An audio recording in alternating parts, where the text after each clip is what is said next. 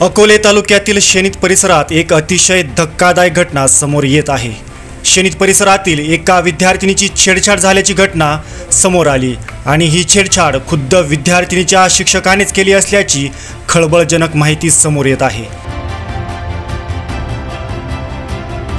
याबद्दल मिळालेल्या माहितीनुसार शिक्षकाने विद्यार्थ्यांना रविवारी एका केंद्रावर परीक्षेसाठी नेले होते आणि संबंधित शिक्षकाने संधी साधून मुलीसोबत छेडछाड करण्यास सुरुवात केली आणि छेडछाड केल्यानंतर आपण काही केलेच नाही असा बनाव आणला।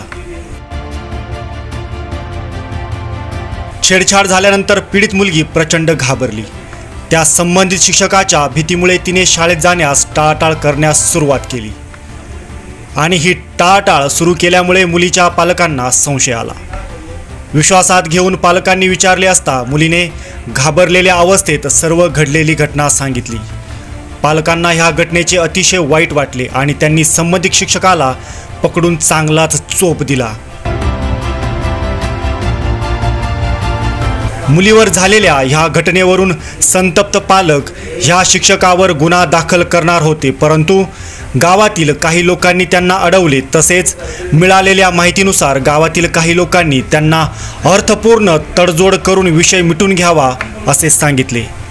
संतप्त पालकांनी काही ऐकले नाही, परंतु गावात राहायचे आहे म्हणून त्यांना घाबरून गप्प बसावे लागले। प्रशासनाचे सहकार्य लाभेल का, गावपुढारी साथ देतील का, ह्या भीतीने पालकांना गप्प बसण्यास प्रवृत्त केले असल्याची चर्चा होत आहे। आदिवासी भागात विद्यार्थ्यांवर अत्याचार होत असल्याच्या घटना नेहमीच समोर येत आहेत। अकोले तालुक्यात कालच एका नगरसेवकाने 8वीच्या मुलीची छेड काढली असल्याची देखील घटना समोर आली आणि आता ही दुसरी घटना समोर येत आहे। संबंधित प्रशासनाने अशा प्रवृत्तीच्या लोकांचा बंदोबस्त केला नाही तर एक दिवस अकोलेमध्ये बदलापूरसारखी घटना घडू शकते। आई वडील शिक्षकांच्या भरोशावर आपली मुलगी शाळेत पाठवत असतात, पण शिक्षक जर भक्षक असतील तर पालकांनी करायचे तरी काय, हा सवाल आता उपस्थित होत आहे।